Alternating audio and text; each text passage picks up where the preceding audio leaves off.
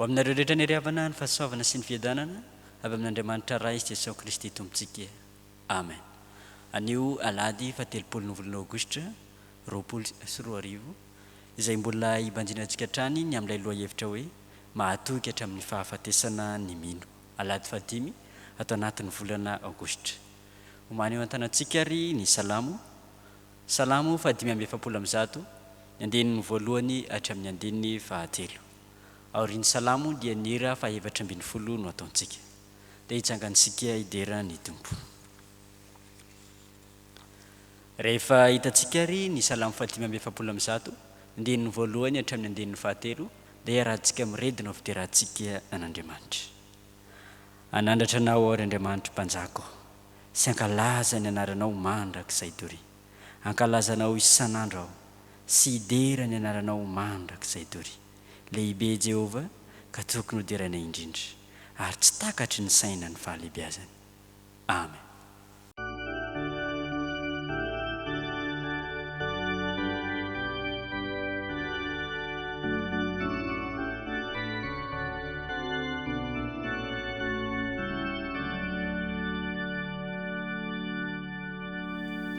Oritani recha afia isa iderani tupu manavuchana itupu miantu antikiaka anacheani mau asuavinia eralaza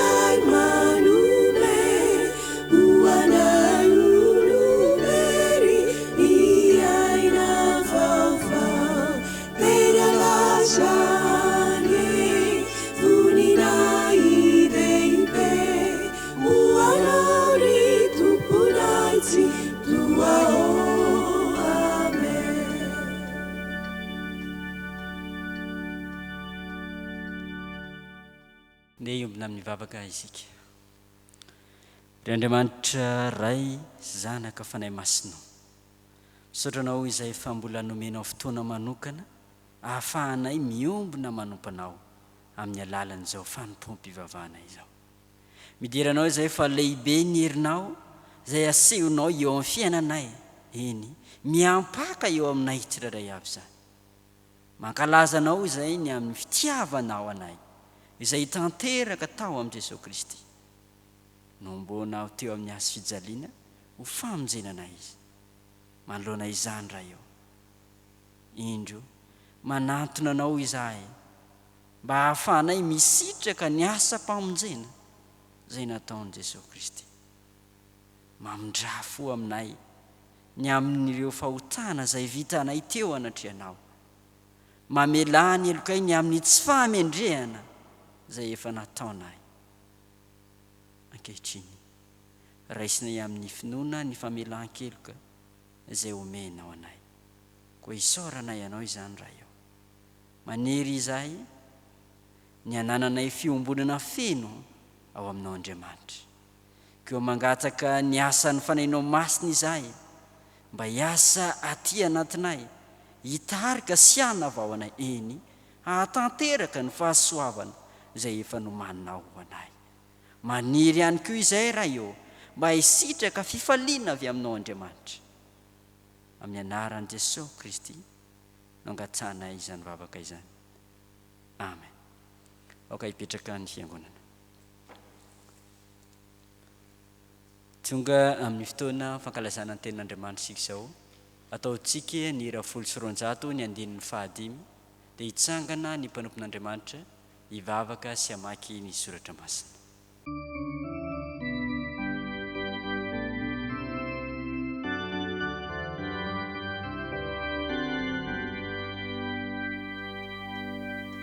Rizesosio papianatra maminay ni benina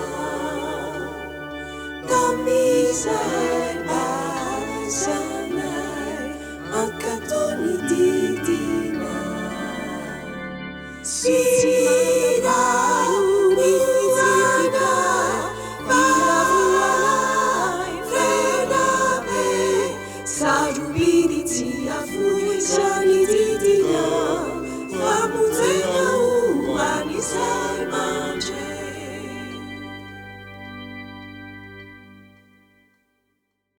Mbola iaraka ivavakatsika. Mbola velom-pisaorana anaranao zay ry tompo tsara indrindra ho raha mbola amenao zao tompon'androm-pahavelomana. Misaotranao ihany koa izahay raha mbola amenao zao maraim-baovao zao azahoanay miantso ny anaranao, azahoanay hamaky ny teninao. Magnataka ny fanao masina izahay tompo hirotsaka aty anatinay mba azahoanay mahafantatra zay tianao ambara aminay. Satria ny teninao dia haina ho an'izay mandray azy. Dia tahiko tompo izay toro ny teninao. Ianao no omba ny lelany amin'ny anaranao Kristy mavonjana angatana izany vavaka izany. Misaotra raha eo. Amen. Iaraka hamaky teny isika. Izany dia hitantsika ao amin'ny bokin'ny Joba.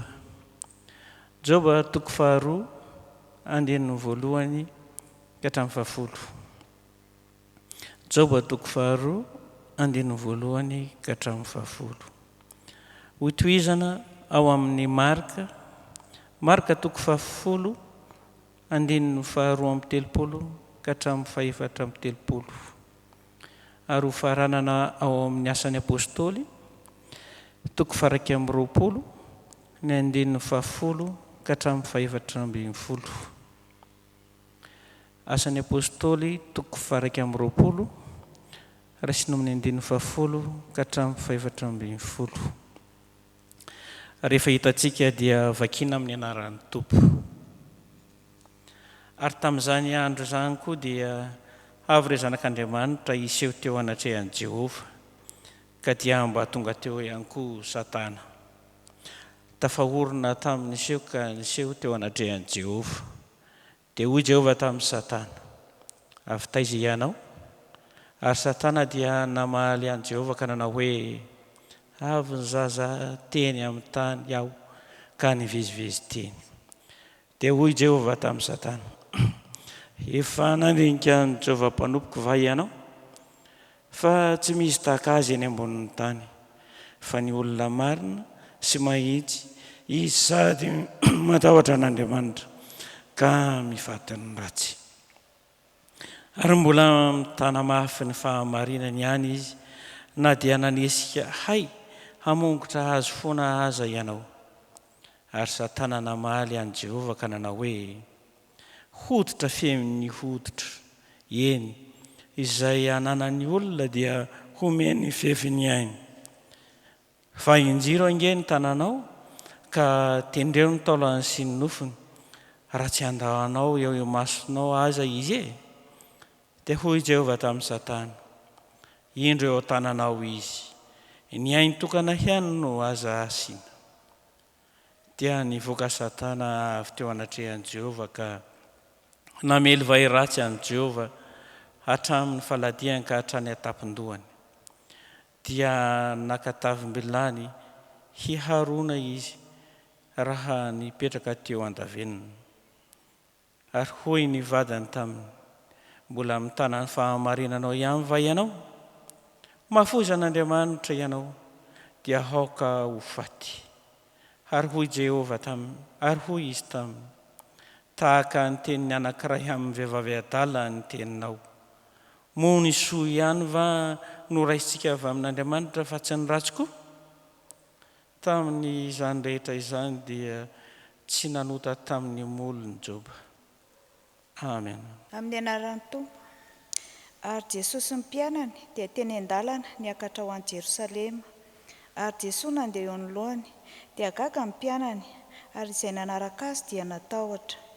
Ary nakan-12 indray izy dia nilaza tamin'izay fanjo azy, ka nanao hoe, indro miakatra ho an'i Jerosalema isika, ary ny zanak'olona atolotra ho amin'ireo loham-pisorona sy ny mpanorandalàna, ary ho elohana ho faty izy ka atolony amin'ny jentilisa. Ary ianao azy ho fiomezana ireny sy handrora azy sy hikapoka azy ary hafaty azy. Fa rehefa kateloana dia hitsangana indray izy.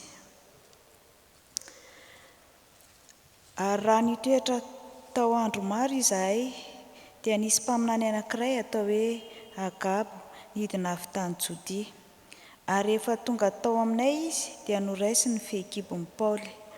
Ary namatora ny tongony amantanany tenany dia hoy izy, izao no lazainy fanahy masina. Teo izao no amatoran'ny Jiosy any Jerosalema ny lehilahy tompon'ity fehikibo ity, ka atolony ho eo an-tanan'ny jentilisa izy. Ary raha voarenay izany dia nangata taminy izahay mba n'izay monina teo mba tsy hiakarany any Jerosalema. Fa Paoly namaly ka nanao hoe, nahoana ianareo no mitomany ka mangorakoraka amin'ny foko? Fa vononao tsy hafatotra ihany, fa ny faty any Jerosalema koa aza mba ho vonona hitry ny anaran'i Jesosy Tompo. Ary noho ny tsy nanaiky izy dia nitsahatra izahay ka nanao hoe, aoka sitrapon'ny Tompo no atao. Ray masonao manamasinana ny fahamarinana fa ny teninao fahamarinana. Amen. Ny hira 276 ka ny andininy 1:5 no ataontsika eo am-pitsanganana dia andre ny afatra avy amin'ny tenin'Andriamanitra isika.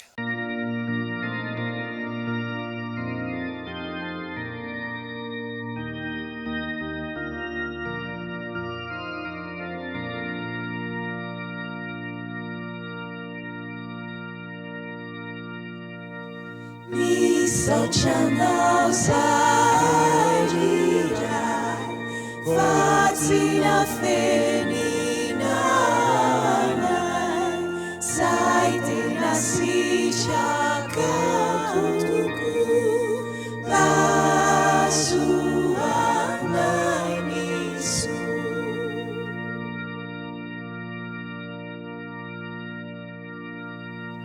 Miasany fanahinao mba tanterao aminay, ampirinao anatinay, izay lazay ny teninao.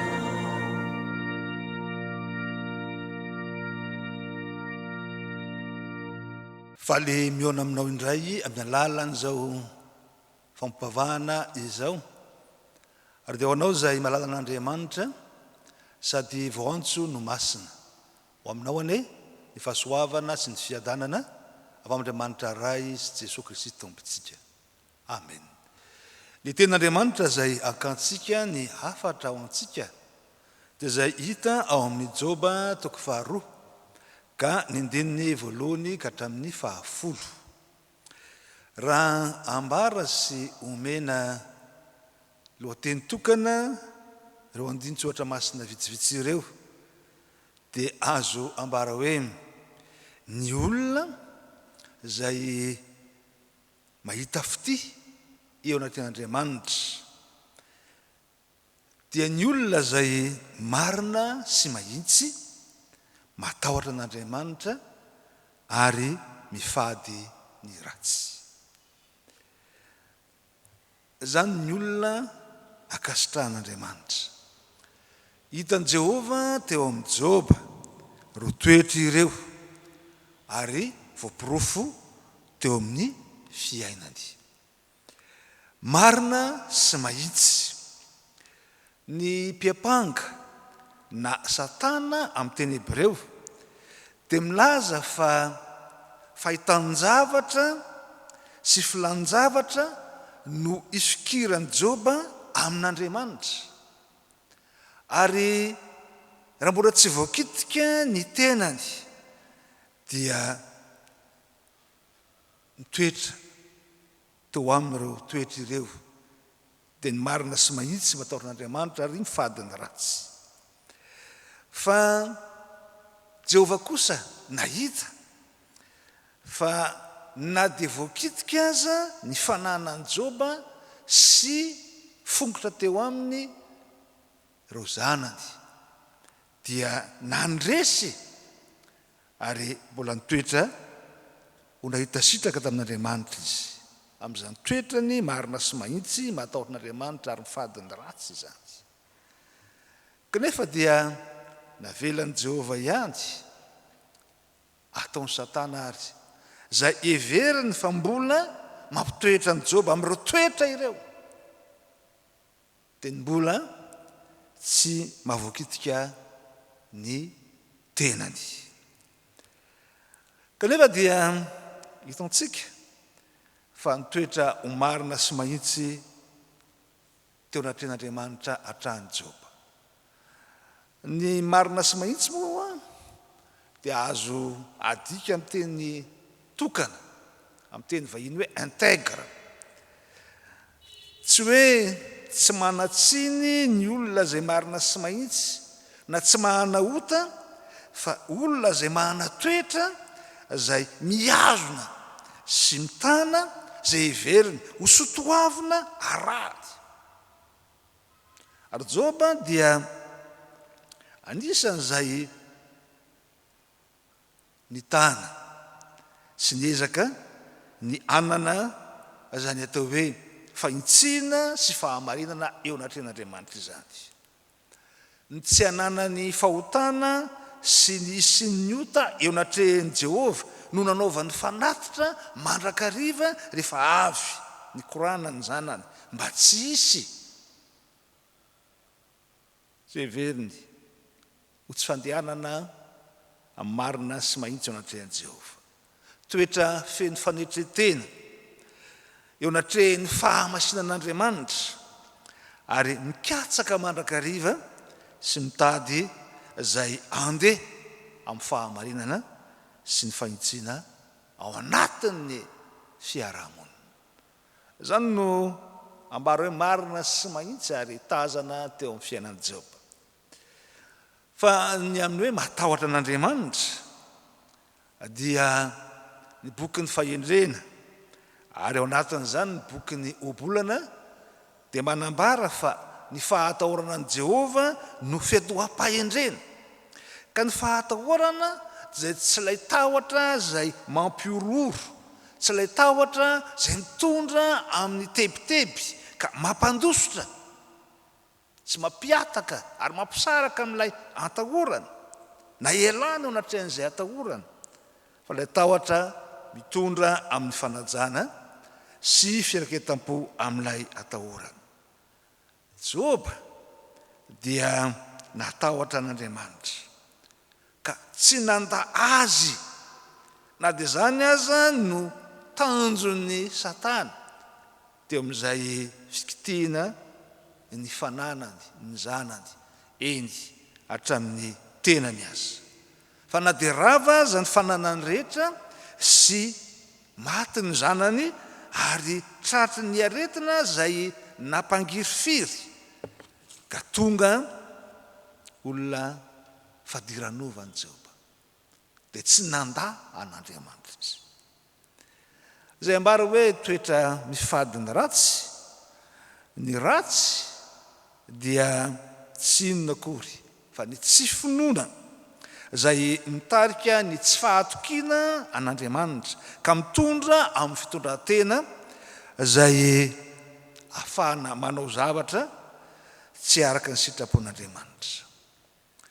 Ny zava-manjo an Joba sy zay niatra tamin'ny Joba dia niheveriny fisainan'ny fiarahamonina fahizay tamin'ny andron'ny Joba ary asehon'ireo sakaizan'ny Joba fa vokatry ny fahotana, vokatry ny zava-dratsy na ny fanao ratsy nataon'ny Joba izany ka niatra taminy ny fahatezerin'Andriamanitra. I Joba kosa nefa dia tsy nanaiky ary nandahatra amin'ny farany fa tsy nisy ratsy nataony teo amin'ny fiainany teo anatin'Andriamanitra sy ny fiarahamonina ka tsy fahatezerin'Andriamanitra no miatra aminy. Navaliny izay nataony miatra aminy. Zavana malala hitantsika amin'ity Joba toko faharoa ity, andininy voalohany hatramin'ny fahafolo izay raintsika fa efa fizahan-toetra faharoa izay miatra amin'ny Joba no ambara eto. Ary Andriamanitra dia nahita fa mbola manana ny fankasitrahana eo anatrehan'i Joba, fa mbola marina sy mahitsy izy ary mbola natahotra an'Andriamanitra izy ary ny fadiny ratsy izy na dia efa rava aza ny fananany ary ringana ny zanany manontolo. Lay mpepanga kosa na Satana nefa dia miapanga fa olona tsy mba manana fihetsem-po ary tsy mba mangoraka Joba ka raha mbola niatra tamin'ny hafa ny fahavoazana fa tsy mbola tonga tamin'izay fiatrekany tamin'ny fiainany na amin'ny tenany manokana dia tsy nampaninona azy izany. Ary zany fampiangana ny Joba ho tony izay tsy mba manana fihetsem-po na tsy fangorahana na tsy miraharaha ny hafa izany. Mbola zany le mpapangana Satana hoe hoditra fefin'ny hoditra ary dia zay ananan'ny olona no iarovany ainy ka raha voakitika izany dia hiala amin'izay azonina izy. Diavana malala indraindray tokoa dia tsy mampaninona ny olona ny fahavoazan'ny hafa amin'izay ataony rehefa tsy mahakasika ny tenany mivantana izany, rehefa tsy tsarony fa tena miaritra amin'ny ainy manokana izany. Ary izany aza no anaovan'ny sasany sorona ny olona akaiky azy noho ny amin'izay ambara sy fampiangan'ny Satana eto fa olona tia teny Joba tsy mba manana fihetsem-po ary tsy mihevitra ny hafa. Dia indray tazantsika sy hitantsika ao anatin'ny fiarahamonina izany. Ary rehefa tonga izany dia asehon'ny Satana kosa fa lay vadin'ny Joba zay akaiky sy mpanoana azy amin'ny finoana dia nahatsiaro fa efa tsaro ny ataon'ny Joba ka nanosika azy mba handa an'Andriamanitra. Tsy hatoky an'Andriamanitra intsony, hiala amin'Andriamanitra ka ho faty, zany hoe ho tony izay fiheverana fa tsy misy zay tokony hifikirana aminy Jehovah intsony. Revana malala tonga olona fadiranovan'i Joba zany nasehony teny hoe mipetraka tamin'ny lavenina. Lavenina dia ilazana ny toerana fanariam-pako, ilazana ny toerana zay tsy ahitana fiainana intsony fa tony izay lavina eo anatin'ny fiarahamonina, tony izay tsy manana ny maizy azy tsony anatin'ny fiarahamonina. mifanohatra tanteraka amin'ilay fiainany Job zay ambara fa tsy misy lehilahy tahaka azy teo amin'ny zanaky ny tatsinanana. Zay avana malala teo natrehany zany anefa dia mbola marina sy mahitsy Job ary nataon'Andriamanitra sady nifady ny ratsy ka tsy nanda an'Andriamanitra ka nilazany hoe raha eketsika ny mandray ny soa sy ny arena avy amina Jehova ahoana mono andavatsika ny ratsy avy amin'ny Jehova na dia tsy tahaka ny aza ny amin'ny fitondran'Andriamanitra tahaka an'izay everantsika fizahn-toetra amin'izany. Tiavana malala ny fotoan'andro ankehitriny dia fotoan'andro izay mitaky olona ary indrindra ny kristianina mba ho marina sy mahitsy eo amin'ny fiainany fa sarotra ary manahirana ny fahitana zay ambara hoe olona intègre amin'ny teny vahiny na marina sy mahitsy ao anatin'ny fiarahamonina zao tontolo zao. Raha antsika malagasy manokana indraindray tofiteny sy mahazatra fotsiny ihany ny lazana hoe tsy mahantra olo-mangy isika fa mahantra olo-marina sy mahitsy, tsy mahazona ary tsy mihazona ary tsy mikatsaka zay andeha amin'ny fahamarinana sy mahitsy ka mametraka zay everina ho sotoavana ambony eo amin'ny fiainana ny maro mitaky olona matahotra an'Andriamanitra zany hoe manaja sy ny famati-piainana amin'Andriamanitra ka manaiky handeha sy hizotra amin'ny sitrapon'Andriamanitra na dia mety hanotoana ny tombotsoany azy izany, mety hitarika izay mety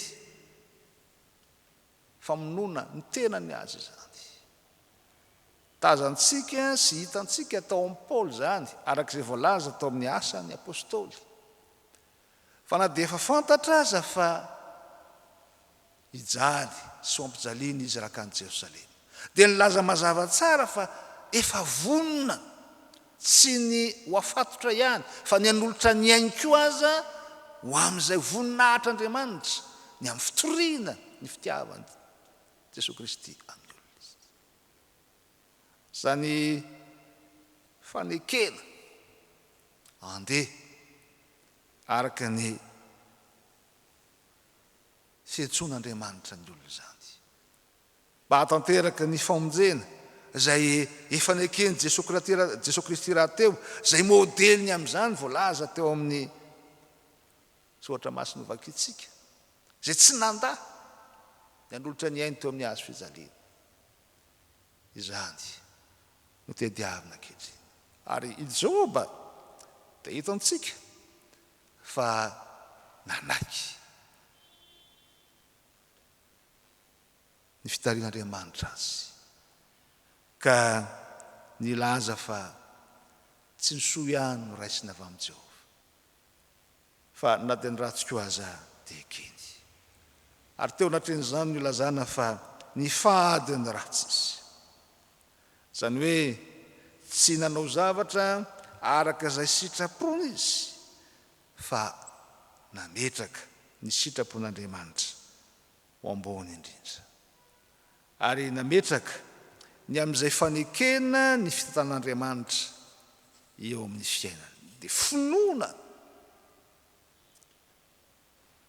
tsy fankatoavana feno zany ary zany no ilazana fa maintsy sy marina izy ary matahotr'Andriamanitra ary ny fadin-dratsy dia avina malala vanim-potoana ho ia teo sitrak'Andriamanitra mba isingy zay rehetra manarady azy ary indrindra fa sika kristianina mba ho marina sy mahitsy matahotra azy Andriamanitra ary mifadina ratsy manoloana ny faharatsiana zay mianaka eo anivy ny fiarahamonina amin'izao vanim-potoana iainantsika izao fa izany no any ahitana fity sitraka eo anatin'Andriamanitra ary zany no alavorary zay fiainana sy fiatra ny famonjena nataon'Andriamanitra tamin'ny alalany zanany teo amin'ny hazo fijaliana ary anambarana fa velona satria velona ny finoana zay mpanara-teny Kristy ka marina sy mahitsy izy eo amin'ny fitondrantenany matahoran'Andriamanitra izy ka tsy manao zavatra zay ho filanjavatra amin'ny fanompona na ho fitiavan-tena amin'ny fanarana ny tompo ary miezaka aneo ny tsara eo amin'ny fiainany satria Andriamanitra dia mpanao ny tsara sady tsara raha teo ka mahatoky hatramin'ny fahafatesana izy mba hatanteraka ny fiatra ny famonjena tanteraka Andriamanitra tao amin'Jesosy Kristy teo amin'ny hazo fijaliana ka ankalazana ny voninahitra amin'ny zavatra rehetra teo an'Andriamanitra irery ny voninahitra fa ny fanamasina kosa hitarika asy anao mba ho marina sy mahitsy ho matahotra ary fady ny ratsy eo anatrehiny fanarantsika an Jesosy Kristy le tompony fiainantsika. Amen.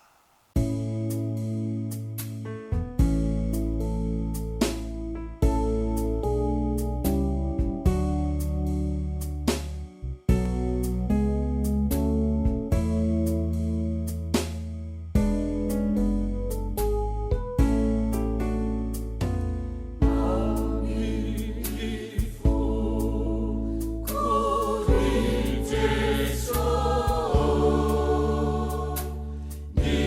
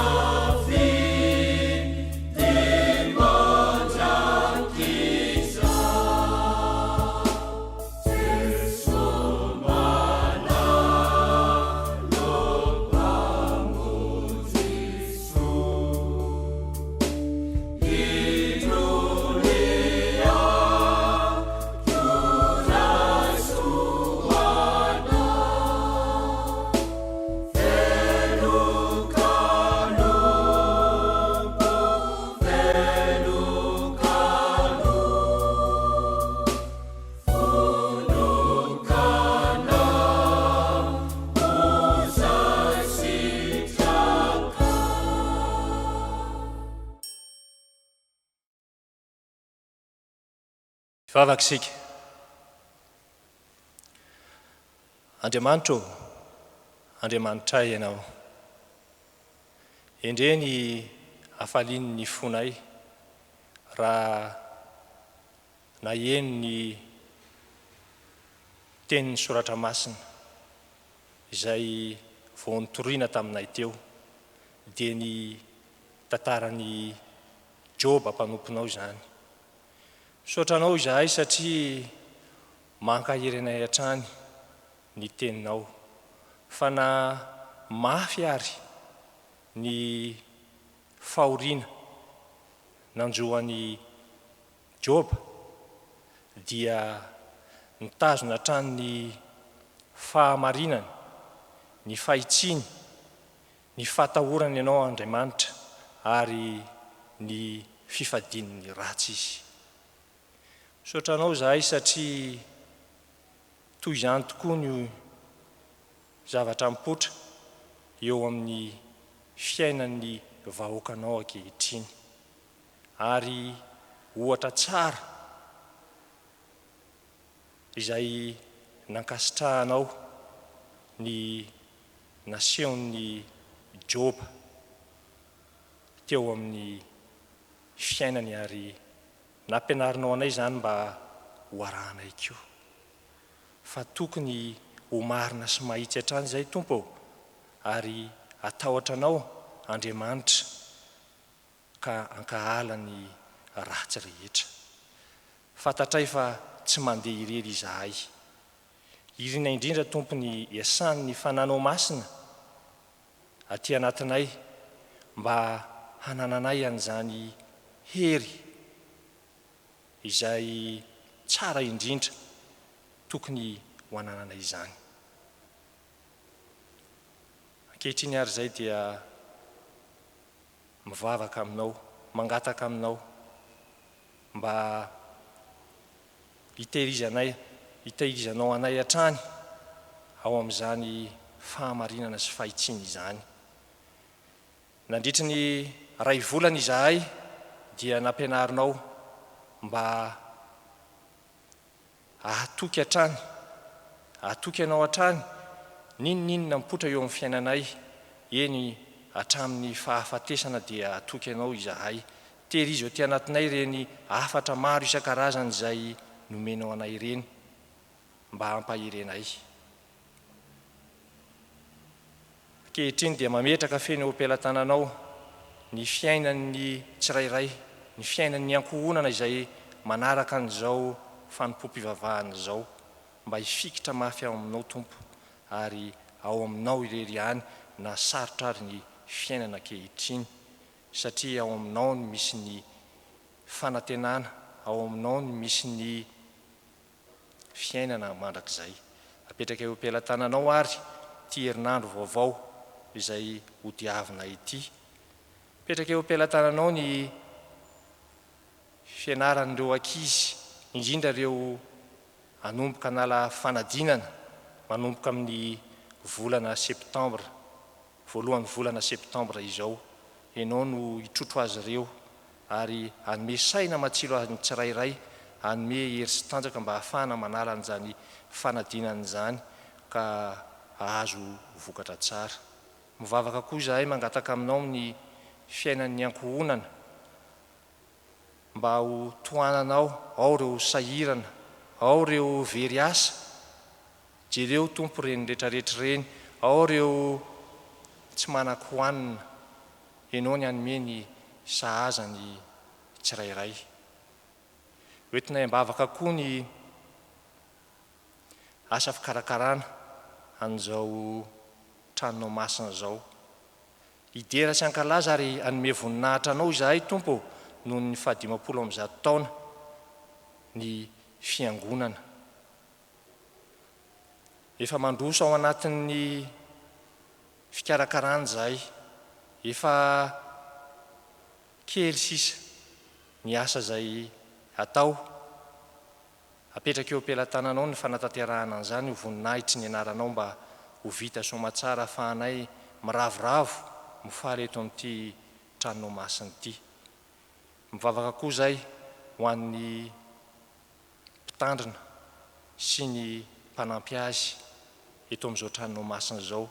Ianao no anome fahasalamana ankahery azy ireo hatrany ary fananao masina ny anome saina matsilo azy ireo mba hitantanana ny vahoakanao ny ondrinao mba hoentina manatsara n'izany tranonao masina zany. Dia maro ny tokony ho tenenina sembara tompo nefa tsy ho takatra ny sainay fa dia mametraka ny fiainanay manontolo eo am-pialantananao izahay ary indro ny vavaka ataonay ampiarahanay amin'ilay vavaka nampianarinao Jesosy manao hoe rainay izay any an-danitra ho masinina nie ny anaranao ho tonga nie ny fanjakanao atao anie ny sitraponao etỳ tany tahaka ny any an-danitra omeo anay io ny anina sahaza ho anay ary mamela ny elokay tahaka ny namelanay izay meloka taminay. Aza mitondra anay amin'ny fakapanahy fa manafahanay ny ratsy fanao fanjakana sy ny hery ary ny voninahitra mandrakizay. Amen. Dia hitsangantsika anambara ny finoantsika an'Andriamanitra. Ny fanakem-pinoana apôstôlika na ny fanakem-pinoana laharana voalohany no entintsika maneho ny finoantsika ny tompo. Mino an'Andriamanitra ray tsy toa mpanao ny lanitra sy ny tany ao ary mino an' Jesosy Kristy zanan'lahy tokana tompontsika izay nitorotoronina tamin'ny fanahy masina nateraky Maria Virjiny nijalana napaka i Pontio Pilato nomboana tamin'ny hazo fijaliana maty ka nalevina nidina tany amin'ny fiainan-tsita nitsangana tamin'ny maty tamin'ny andro fahatelo niakatra ho any an-danitra nipetraka eo ankavan'Andriamanitra ray tsy toa avy any ho iaviany tsara ny velona sy ny maty. Mino ny fanahy masinao ny fiangonana masina manerana izao tontolo izao ny fiombonan'ny olona masina ny famelan-keloka ny fitsanganany tenany maty ary ny fiainana mandrakizay. Amen. Isaorantsika ny tompony amin'ny nahafahantsika nanompo azy tamin'ny tiany ity. Amarana izao fotoan'izao isika koa indray ny tsodrano. Aorian'ny tsodrano dia ny hira fa 7:telonjato no ataontsika. Raisoa amin'ny finoana ary ny tsodrano izay tononona amin'ny anaran'i Jesosy Kristy tompontsika fa izy no hatanteraka izany ho antsika. Hitahy anao ani Jehova ka hiaro anao. Hampamirapiratra ny tavany aminao ani Jehova ka hamindra fo aminao. Hanandratra ny tavany aminao ani Jehova ka hanome anao ny fiadanana. Amen.